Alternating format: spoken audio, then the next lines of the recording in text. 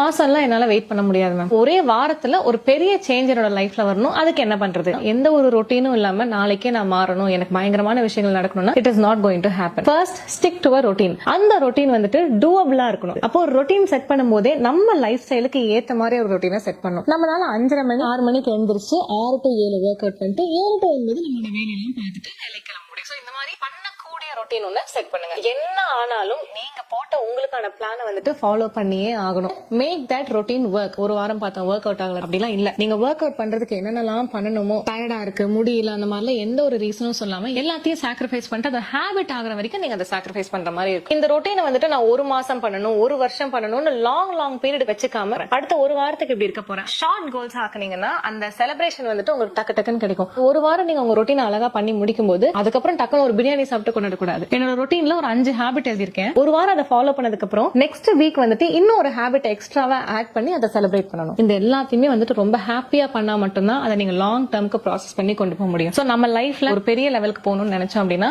லைஃபோட ஹேபிட்ஸ்ல ஒரு சேஞ்ச் கண்டிப்பா வேணும். நீங்க என்ன சேஞ்ச கொண்டு வர போறீங்க புதுசா அப்படிங்கறத கமெண்ட்ஸ்ல சொல்லுங்க.